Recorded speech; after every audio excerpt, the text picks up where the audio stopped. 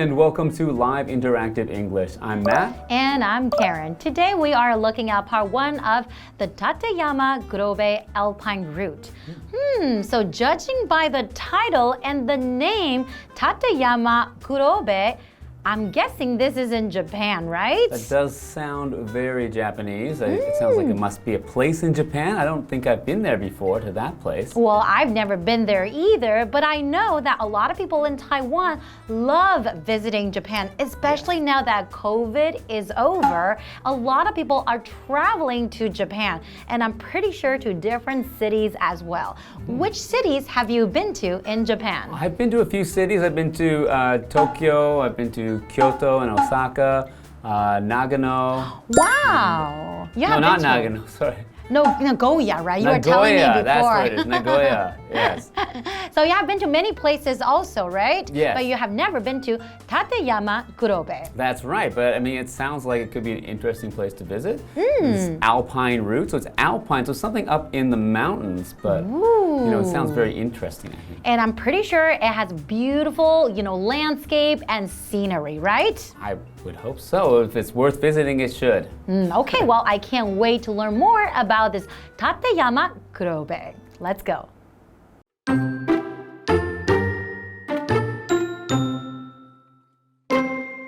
Any mention of spring in Japan likely brings to mind splendid pink cherry blossoms. But in one corner of Japan, between Toyama and Nagano, spring means the opening of the Tateyama Kurobe Alpine Route.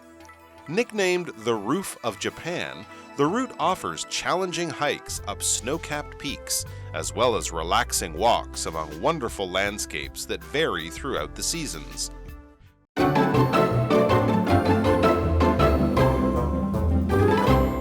Hello everyone, today we're looking at part 1 of our article called the Tateyama Kurobe Alpine Route. And I'm pretty sure it's going to be a beautiful place, don't you think? I think it should be. I think any place in Japan that's in the Alpine region should be very beautiful. That's right. Okay, well, let's dive into the article. Any mention of spring in Japan likely brings to mind splendid pink cherry blossoms. Ooh, of course, when you think of Japan, of course, the first thing that you think of is the pink cherry blossoms. Especially in spring. I know it's very popular to go and have a picnic under the cherry blossoms and enjoy the scenery. That's right. I even know what it's called in Japanese. I think it's called sakura. And then they said splendid. Splendid is an adjective. Basically, you're describing it as something that's brilliant, that is magnificent, that is really beautiful. So for example, the view of the lake from the inn was truly splendid. That means the view is very, very beautiful and brilliant to look at. Okay, so continuing on. But in one corner of Japan, between Toyama and Nagano, spring means the opening of the Tateyama Kurobe Alpine Route. Nicknamed the Roof of Japan, the route offers challenging hikes up snow-capped peaks as well as relaxing walks among wonderful landscapes that vary throughout the seasons. Wow. So they mentioned snow-capped peaks there. So what does that mean? Snow-capped peaks means mountains where they have a little bit of snow on the top of them, so it looks like just like a cap or like a little hat on top of the mountain. So snow-capped meaning just covered in some snow at the peak. Wow, that must be really, really pretty, right?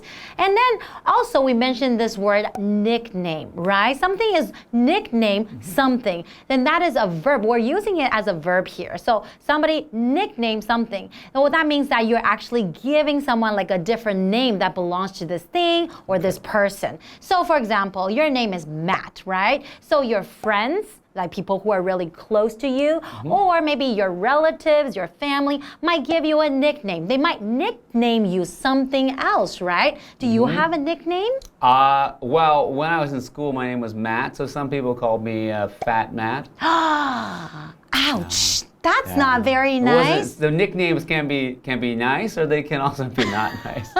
That's right. And right there, Matt's using it as a noun. So also, nickname can be used as a noun. But we can also say they nicknamed him fat Matt. Sorry, I really don't want to say that. And it's really not nice. Okay, and in our example sentence, it says Pete was nicknamed Mr. Smooth by his friends. Oh, you know what? Later in high school, my friends called me Mr. Smooth as well. Really? Yeah, that was they nicknamed me Mr. Smooth. Okay, it's much better than Fat Matt. Yes.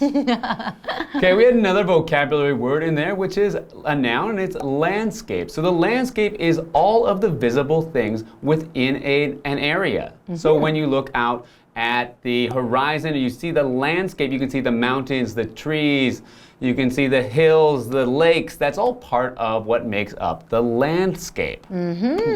So for our example sentence, we have the spring landscape featured birds and flowers. Wow, so that means you can see a lot of birds and flowers during that time, right? That would be the beautiful landscape that everyone would be enjoying. Wow, you know, in Taiwan, we also have a lot of beautiful landscapes as well. There are, yes. Okay, how about let's take a short break and we'll be back to learn more about this beautiful place.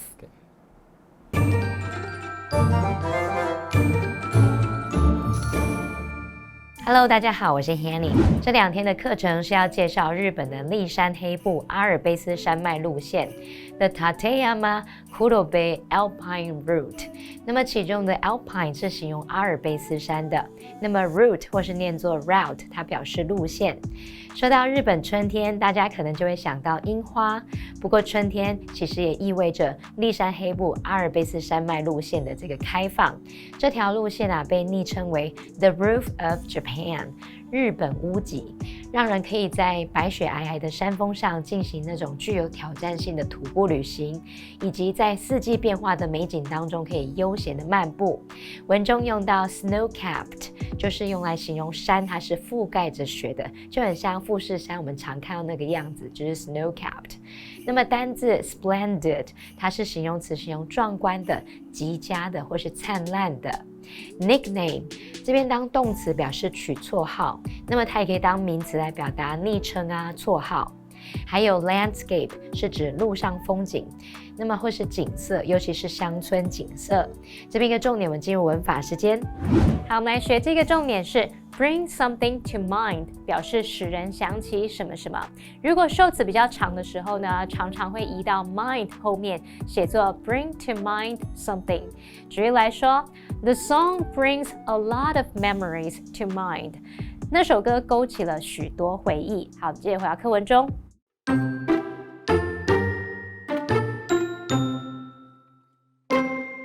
Perhaps the most famous aspect of the route is the snow walls. In early spring each year, a road is carved through the thick ice, creating pristine walls of snow that can reach as high as 20 meters.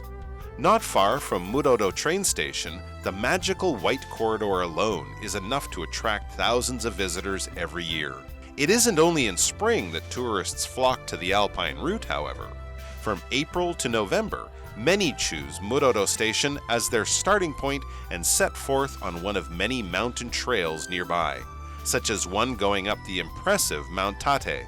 Tateyama, as the locals call it, is considered one of Japan's 3 sacred mountains.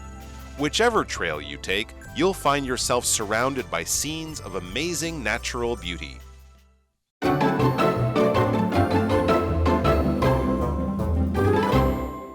Welcome back, everyone. So we are still looking at the beautiful Tateyama Kurobe Alpine Route, right? So before the break, we were talking about how beautiful it is, and it has many beautiful hiking trails, and as well as the beautiful snow-capped peaks, and that's why it's nicknamed the Roof of Japan, right? Yeah, so it sounds like a beautiful place to visit. That's Let's right. find out more about it. Let's do that. Perhaps the most famous aspect of the route is the snow walls. Okay, that sounds interesting. So that's the most famous aspect. So aspect means a particular part or feature of something. So you can really just use it the same as a part. So the most famous part of this route is the snow walls. So we can have the aspects of someone's face, the aspects of someone's life. You have many different kinds of aspects. So for our example sentence, every aspect of Candy's life is managed by her mother. That doesn't sound good. So every part of her life. Oh no, so managed she by her has no mother. control of her own life, right? So I guess her mother is a little bit controlling. Sounds like. Okay, let's continue. In early spring each year, a road is carved through the thick ice, creating pristine walls of snow that can reach as high as 20 meters. Wow, that is really, really high. But when we're talking about pristine walls, we're describing it as something that is not spoiled, not polluted at all, right? Okay, and we have this vocabulary word here, to carve, and that is a verb. So to carve basically means to cut with care and exactness. Sometimes you can carve out a sculpture, right? And in our example sentence, it says, a heart with an arrow through it is carved into the desk. So, you know, in school, I think a lot of people do that. Maybe they take a pencil or like an X-Acto knife, and then they carve out a heart and an arrow through it into the desk. And you think they'd also probably have to carve some letters on there as well. People's names. Yeah, so you can't just have the heart with the arrow. There's someone expressing who they love. Exactly. So, not far from Murodo train station, the magical white corridor alone is enough to attract thousands of visitors every year. So in there we said the magical white corridor. A corridor is a pathway that goes between two sides. So between two walls, in this case it's walls of snow. That's right. And usually quite narrow as well, right? Yeah, usually not much space on either side to spread out. You just need to walk straight through it. So a lot of people would definitely go there to see that. It sounds like it'd be pretty impressive and beautiful. Of course. It isn't only in spring that tourists flock to the Alpine route. However, from April to November, many choose Murodo Station as their starting point and set forth on one of many mountain trails nearby, such as one going up the impressive Mount Tate. So Mount Tate, also known as Tateyama in Japanese, with yama means mount or mountain. That's right. So you do know a little bit of Japanese, right? Just from place names, I've picked up a little bit. So, Tateyama, as the locals call it, is considered one of Japan's 3 sacred mountains. So something sacred, it means it's very important, maybe even in a religious way. It's very, maybe there are gods that live there or something like that. It's very special. That deserves maybe people's honor and respect, right? Whichever trail you take, you'll find yourself surrounded by scenes of amazing natural beauty. I would definitely say so. From everything that we have learned so far from this article, it just tells us so much about this beautiful Tateyama Kurobe place, right? Alpine Route. Well, would you like to go there someday? I'm just thinking I would. I'm trying to plan some trips for this year, and maybe next spring even, I can plan to go to the Tateyama Kurobe Alpine Route. And it definitely sounds very different from, cities like Tokyo, Osaka, Kyoto, right? It's very, very unique in its own way. Yeah, I think it would be a different experience than what I've had previously in Japan because I've only really visited the cities. So to get out of the cities and see some natural beauty in Japan would also be pretty interesting. And that is why everyone loves Japan so much. But don't worry, we will be back in part 2 to learn more about Tateyama Kurobe Alpine Route. See you. See ya.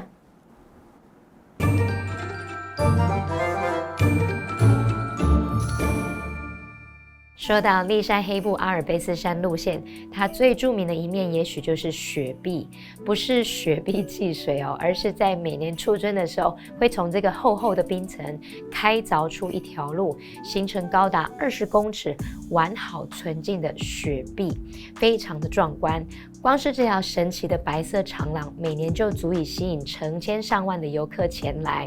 我们来看2个单字 aspect 表示方面、层面，那么 carve 这个动词表示雕刻或是刻凿。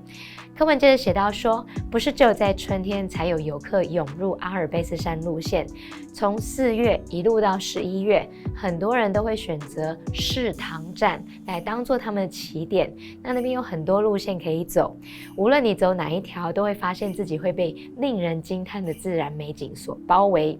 这边2个重点，我们进入文法时间。好，我们来看第一个重点是分列句的用法。分列句呢是用来强调句子里面的主词、受词、时间或地方副词或是副词片语。那我们把强调的部分放在 it is 和 that 之间，或是 it was 和 that 之间。句子其他的部分就放在 that 之后。所以这个句型就是 it is 或者是 it was 加上强调的部分，加 that 再加句子的其他部分。举例来说 ，He became interested in photography in college。那么以分列句来强调 in college 这个句子会写作 It was in college that he became interested in photography。他对摄影产生兴趣呢是在大学的时候。第2个重点是用 WH 疑问词后面加了 ever ever， 然后去引导副词子句的时候，这个意思就等同于 no matter 搭配 WH 疑问词。好，举例来说 whatever 相当于 no matter what 无论什么。Wherever 相当于 no matter where 无论何处。Whenever 相当于 no matter when 无论何时。Whoever 相当于 no matter who 无论是谁。还有 whichever 就会相当于 no matter which 无论哪个无论哪些。好，那我们现在用 WH 疑问词后面接 ever， 或者是呢你用 no matter 搭配 WH 疑问词所引导的副词子句，你可以把这个句子摆在主要子句的之前或者是之后。举例来说 He always carries his camera with him wherever he goes。 也可以说 No matter where he goes, he always carries his camera with him。 无论到哪里，他总是带着相机。好，以上是今天的讲解，别走开，马上回来哦。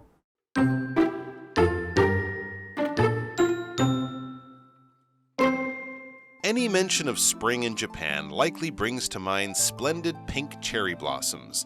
But in one corner of Japan, between Toyama and Nagano, spring means the opening of the Tateyama Kurobe Alpine Route.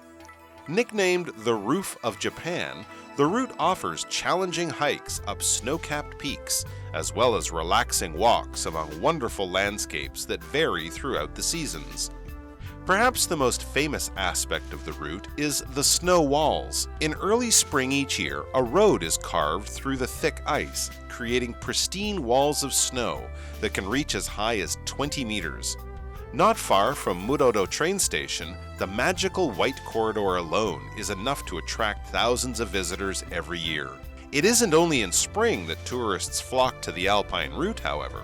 From April to November, many choose Murodo Station as their starting point and set forth on one of many mountain trails nearby, such as one going up the impressive Mount Tate. Tateyama, as the locals call it, is considered one of Japan's 3 sacred mountains. Whichever trail you take, you'll find yourself surrounded by scenes of amazing natural beauty.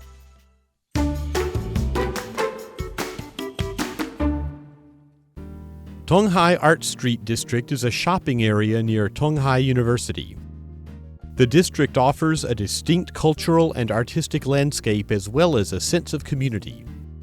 The streets are full of culture, and the shops are welcoming. It's recommended that visitors slow down and enjoy a leisurely walk around. Having started out as a block of art streets, this community has a 30-year history of filling the streets with an artistic and exotic atmosphere. There are nostalgic vintage items here, along with creative and modern goods brought in by the new shops. Back in 1987, the area had already developed into a market district, and the customers were mainly students from Donghai University. When the sun went down, the lights would come on, and the area would become crowded with people and vehicles. Shops and stalls were very busy, and the prosperous district was honorably titled an arts utopia in a travel magazine article. At the end of 1999, the Taichung County government completely redesigned the district. They made the former Goji Street second lane a one-way route and set up a pedestrian area. It was renamed Ishu Street, Art Street, for a time before becoming Donghai Art Street District. The district is a community based on art, culture, handicrafts, and exotic goods. Goji Street, links to more than 100 specialty shops on Ishu South and North Streets. There are plenty of charming and creative shops surrounding Ishu Street, including cafes, boutiques, tea houses, and pottery workshops where art and functionality meet. Donghai Art Street District has even been compared to Montmartre in Paris.